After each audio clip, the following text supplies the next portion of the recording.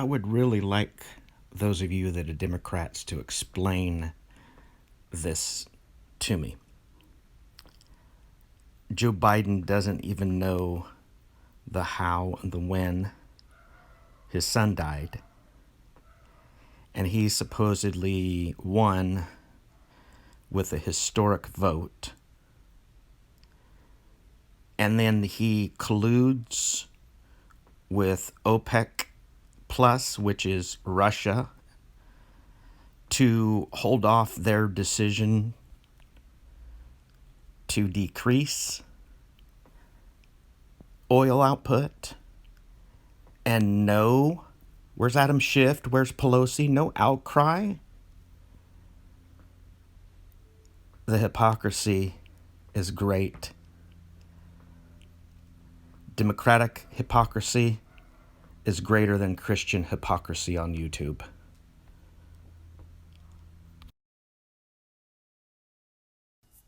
CNN's reporting and the Washington Post reporting suggests that prosecutors think they have enough to charge your son Hunter for tax crimes and a false statement about a gun purchase. Personally and politically, how do you react to that? Well, first of all, I'm proud of my son.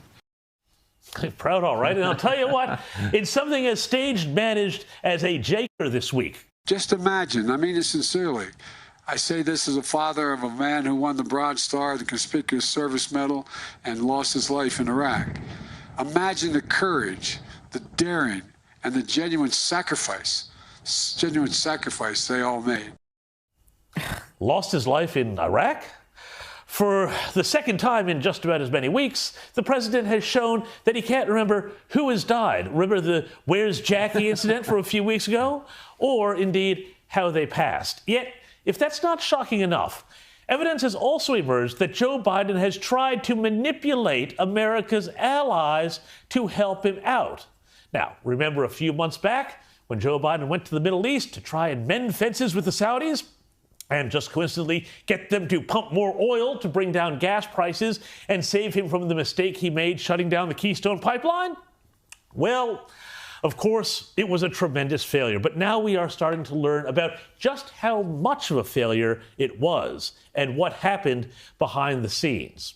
Now, since the trip, Joe Biden has been drawing down the United States Strategic Petroleum Reserve, something that really exists more to protect the country in times of crisis rather than to prop up Democrats up at the polls. Although when you are a progressive like Joe Biden, who thinks that Republicans are the enemy of all that is good, well, it's a bit easy to get confused. It's also easy to get confused for Joe Biden anyway, but that's another story. Anyway, after all that begging, the Saudis have told the U.S. to take a hike, because Lord knows they have not been happy with the Biden administration's ties to Iran, among other things. Not only have they cut oil production, but the Saudi kingdom has also released a statement claiming that the Biden administration asked them to wait a month, i.e. until after the midterm elections, before taking the action which would inevitably push oil prices higher. And what's more, there is even talk that the White House threatened the Saudis with the withholding of arms sales if they didn't play ball. Now, let's just think about this. Using a foreign policy instrument as a cudgel with which to manipulate domestic policy and election outcomes?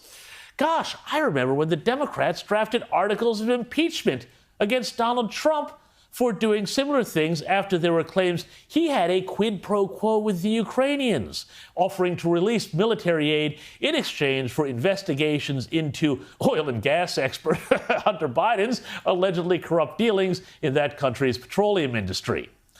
Amazingly, though, the White House didn't push back on claims it heavied Saudi Arabia and instead issued this classic non-denial denial, saying, quote, "We presented Saudi Arabia with analysis to show that there was no market basis to cut production targets and that they could easily wait for the next OPEC meeting, i.e. after the midterms, to see how things developed."